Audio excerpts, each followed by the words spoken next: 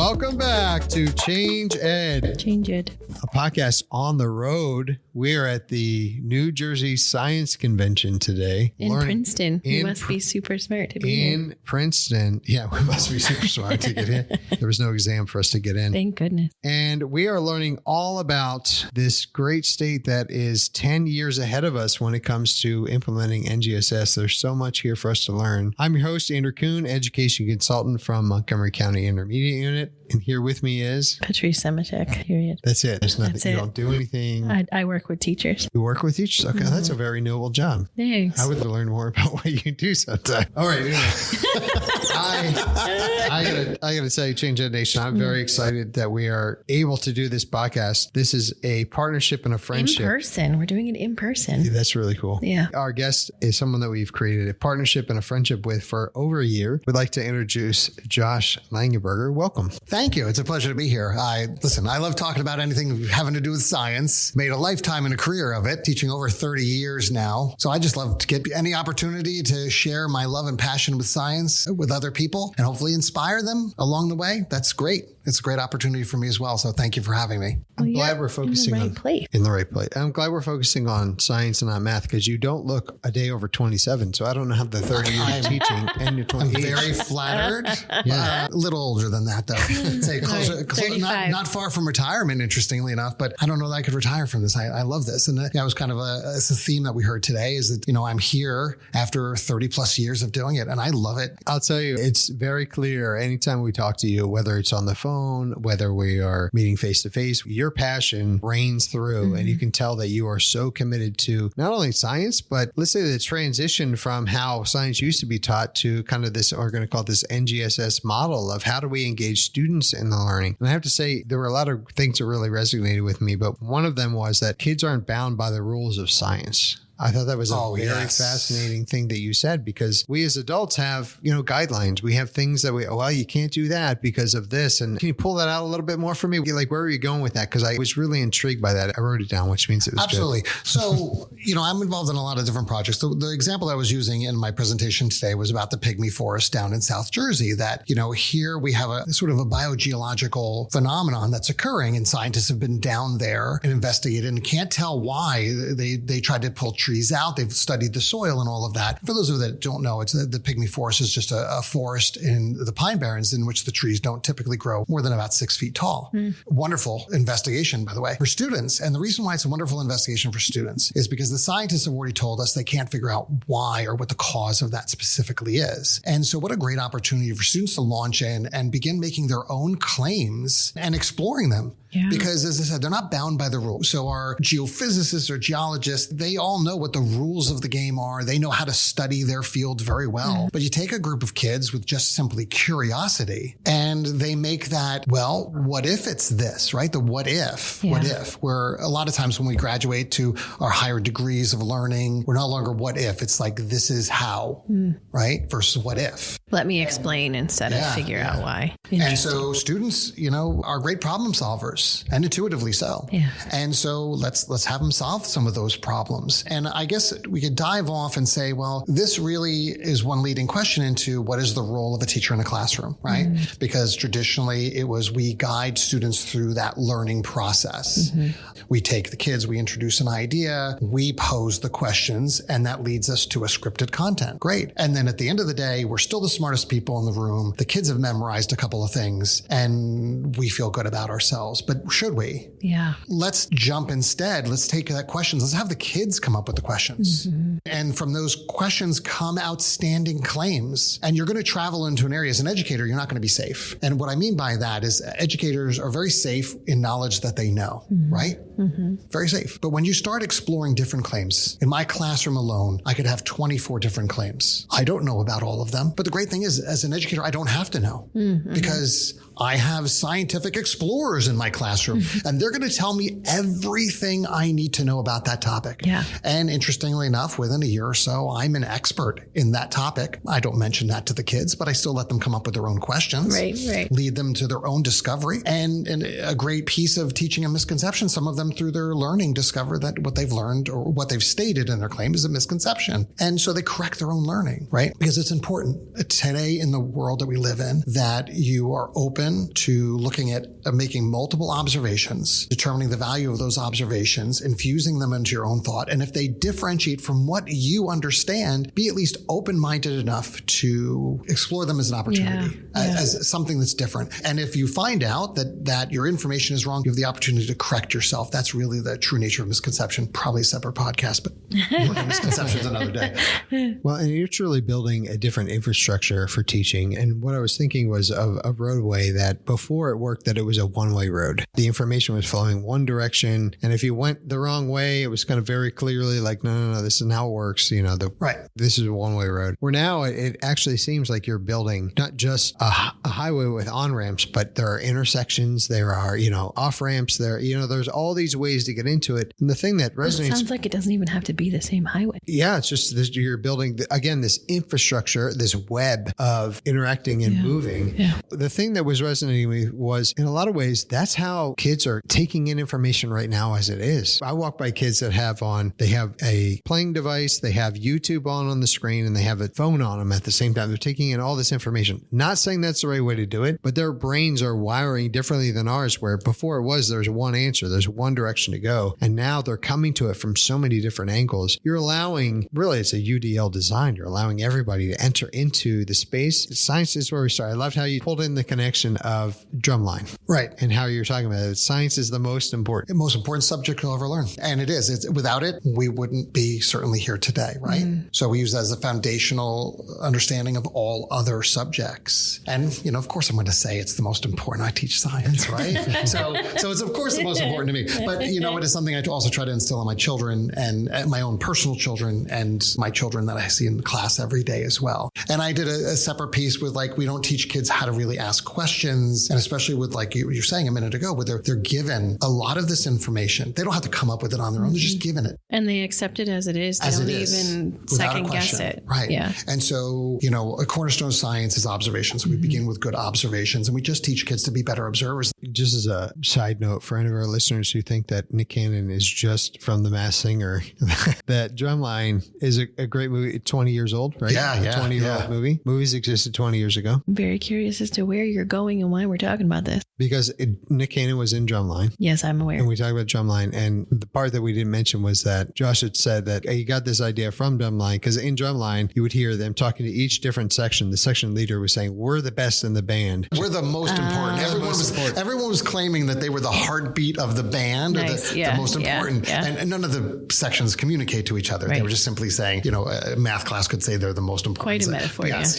Thank you for the clarity, because I haven't. Movies are not my jam. Okay, could you just tell us about these two L's and how they work for you and how they can apply for other teachers in their profession? Absolutely. So we've all heard the 3Ds of science. We know what they are. We can recite them. We know standards and all of that. But I think there's a more important piece to that, was the two L's. And nobody's ever heard of these things before. As you said, where did these come from? They were kind of born out of giving other presentations to science teachers and getting feedback from my colleagues and things like that, specifically science. And so the two L's of science are, first and foremost, you have to teach what you love. Mm-hmm. You have to teach what you love. Mm-hmm. And I know that there are many obstacles to that. You're given a curriculum, you're given content, all of that. But the true foundation of NGSS or even STEELS, you're given standards. Yeah. Right? Standards. Nobody specifically told you what phenomena you need to teach those with. Mm-hmm. So why aren't you teaching the things that you love? I love trees, as weird as that is. And so I was talking about a chestnut tree that I grew up with as a kid. Mm-hmm. And I wondered where they went, and they were all gone in New Jersey. And so I want to know, how can I bring them back? Yeah. And so I teach kids about that. I have a strawberry patch in my yard. The birds always take a bite out of my strawberries. Every time. So I teach them how to create a strawberry decoy that you drop in there to train your neighborhood birds not to package your strawberries. Those are fun. I'm teaching them. I'm teaching them what I love to do. Yeah. Right? First, just teach what you love. Because if you love what you teach, the kids know. Mm-hmm.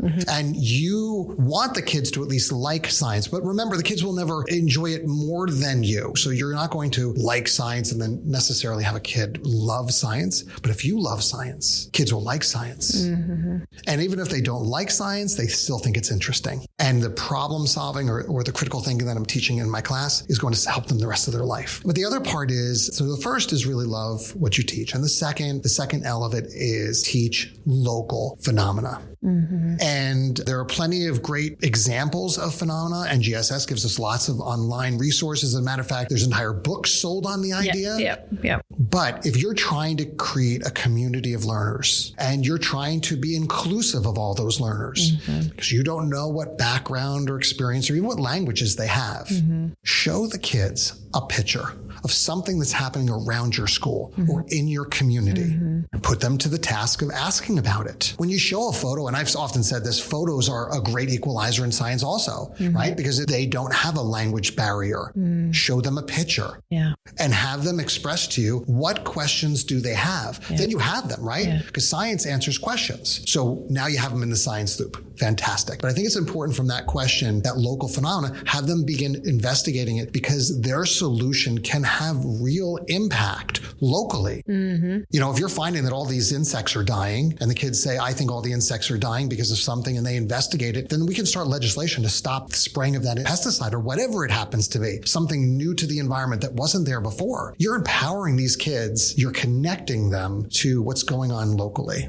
And letting them see that they can make an impact no matter how small. And that is such a game changer, especially I think in our current culture of kids where things just happen to them and around them without realizing or even seeing a path to make any impact. When you ask a kid, what is science? Their answer to me should be, it's building connections between the known and unknown. That's what we're asking them to do. And it's also a very empowering tool. We could do a separate podcast on that one. It's a very empowering tool. And the segue I made is when you go to these AI presentations, what is the foundation of all the algorithms? All the foundational algorithms are building connections, right? The brain is still the fastest computer on the planet, but we don't teach kids to really make connections anymore. We give them content and they memorize the content, right? Let's talk about... Even the systems are set up in silos. So getting back to your original point of what are the 2 L's, love what you teach, select local phenomena. Partner that with what you love to teach, and the entire way you teach science will change, and so will children's attitudes about science. I wish I had a Mr. Langenberger as teacher. Thank you. Well, and what's interesting, you were saying how fast the brain processes. Where my mind went to immediately was that where we almost conditioned through our educational experience to like process at a certain speed, right? If I got the answer, satisfied, moving on, versus being able to process through that. And then it's almost like momentum. You start picking up speed and I feel this way about phenomenon that once you start seeing it, you can't unsee it. I was just I agree. I was just on a family hike with extended family, and I'm walking around and I'm seeing all things. I'm like, what do we think's happening there? And it was almost like they kind of laugh it off or make a joke. I'm like, no, can we stop the hike? You know, it's 30 people. Right. Can we stop the hike? I have a lot of questions and I want to walk around. And it was just, for me, it was every step. I'm like, man, I got to either help everybody else dial in or I got to dial it back. This is amazing. What you're talking about is really changing the lens that you're asking children to see through for science. And I have a great movie example for this one. Have you ever seen the Lego movie? Yes, of course. The Lego movie, when they talk about master builders and the difference between Emmett and the master builders, when master builders see all these pieces, they instantly come together. And Emmett doesn't see it that way because he wasn't taught that way. Right. So he builds a double-decker couch, which winds up solving a bunch of problems he never imagined.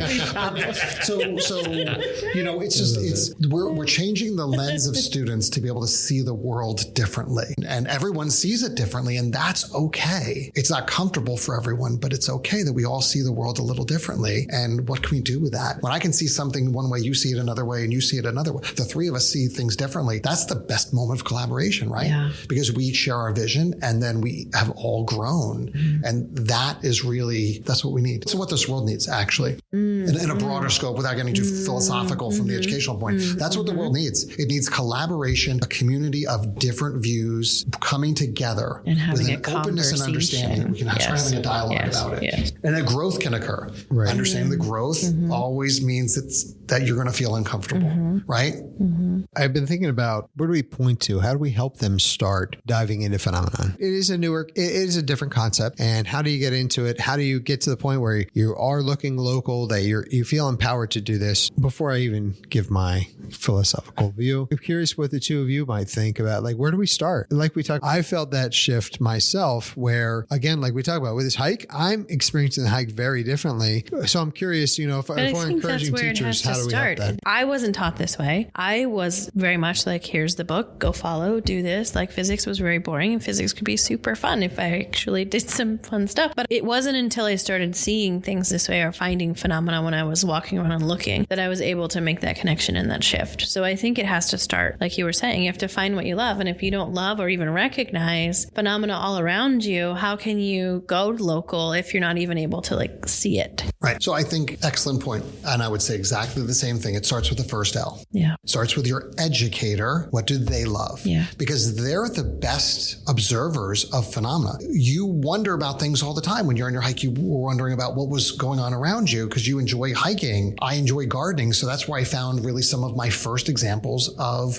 phenomena that I could teach, like the strawberry decoy. Like that was one of my first lessons I started integrating when I started making this transition because it was something that I love and something that I observed. I mean, I don't mind eating a strawberry if a bird took a little peck out of it, but the kids were particular about it, right? So it comes from the educator first. How do you eat an elephant? One bite at a time. So it starts with the first bite of the educator, biting into what they love. From what they love, they can find a local phenomena. And from that point everything is you're jumping in. And your excitement creates their excitement. Absolutely. And when they're excited, it's like a self-fulfilling prophecy. When they're excited, you become more excited. Because I remember teaching and I would teach a lesson. I'd be like, oh my gosh, that was amazing. I want to do that again. So what did I do that made this successful? What did the kids do? Like, that's what got me super jazzed up. Really as a reflection as an educator, I'm always thinking at every lesson, how could I have done that better? I mean, I could say I did a good job, but professionally, that's what we do. How can I do this even better? Could you imagine, like, you just start with one. You start with one thing that you love, one phenomenon. You find a group of standards that you can teach with that phenomenon. And then you introduce that to your students and you do a great job. You're excited about it. They're excited about it. It actually has real world meaning. And then you reflect on how can I do it better? And from year 1 to year 2, and then it just grows. So what we're talking about is planting the seed. How do we plant the seed? It starts with what you love, and then it moves to what's local. I think it's interesting for teachers who, like you were saying before, who feel beholden to the curricular materials. It's like you said, it's a little bit easier when you already know the outcome because you can predict the questions, you can have the answers. The shift in being okay with providing something that you love and being okay with not knowing all of the answers is a massive one. But how did you make the shift? It feels like you made a shift to be more open-ended in your questioning and things like that. So how did you ease into that? When the student comes to you, you say, I'm not sure. Yeah. I'm not sure. And that changes your position in the classroom, right? Because you are the authority, the subject matter expert. And it's humbling because you say, I'm not sure. And the kids are like, what do you mean you're not sure? Then the kids tell you something. And I found a great experience, as a matter of fact, a very empowering one for some who address ML, population multilinguistic learners. And one of the things that really worked well with my students is I don't know Spanish that well, to be honest with you. And one of the things I had is I would often ask my Spanish speaking students to help me translate what's that word. Watch their face. All of a sudden, even though I'm supposed to be in charge and I know everything, and I was putting it in their hands saying, how do I say this to my other students? So empowering to them. But you have to just be okay with not being so comfortable every day. Listen, there's nothing wrong with being comfortable, okay? Every time we need a break sometimes. Yeah, comfortable is a break, it's our break. But if you're going to grow, it's going to be hard. And it's not easy. I'm not going to fool anyone and say this came overnight. This is shifting my entire role as an educator. Like part of your being, actually. Like it's, And to be okay with the idea that I don't know. I mean, kids teach me new things all the time and it's great. I'm excited. I love learning. So, and that's what I'll say to them. I love learning. And I'm not Google, right? I'm not, can we say that, anyone? I don't know if we can no free ads. We'll leave it out. Okay. But I'm not that, right? I know a lot of things about science. I don't know everything. And I think it's important for students to see that you're not an infallible human being. You make mistakes. Huge. Well, since none of you asked, I'll share my thoughts on my question, which was, I think part of it for educators is it's subtle but significant, that shift that we're talking about in mindset, but also giving yourself permission to be curious. Allow yourself to be curious is like a first step. Generalizing, that's not how we learned. That was not an accepted thing. So by giving yourself permission to be curious, then I feel like that's like on the road then to phenomenon, right? Phenomenon comes from there and you're like, wow, there's really something here. And that goes with things that you love. That to me connects into that. If I'm curious about it, curious enough that I want to talk about it, it just keeps building from there. And there's, more that you want to see, you want to learn. And out of that comes student engagement. So what I'd like to do for this episode is I want to give you the second to last final word. We have to know where kids are today. Kids aren't where we used to be, right? So kids are in a new place. Yeah, not even where close. are they? Yeah. So if we're still teaching the same way we learned, we're standing by ourselves. We're not with the kids. So we have to know where they are, how they're receiving information, and the world that they live in. We have to become experts in studying that because that's the only way we wind up in the same place as them, being able to guide them through this learning process, right?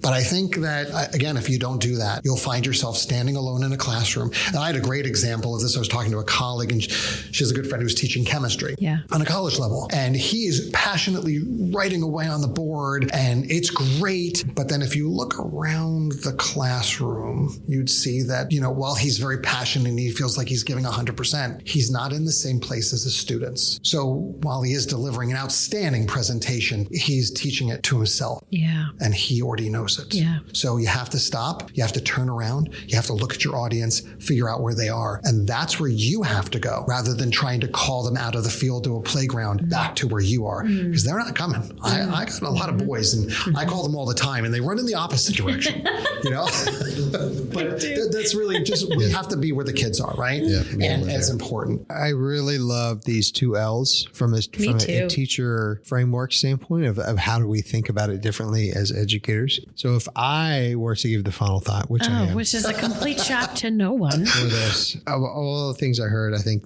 the most powerful for me was love what you do and do what you love. And I thought a lot about how there was a big campaign. It's still around, but there's a big campaign for support farmers, buy local.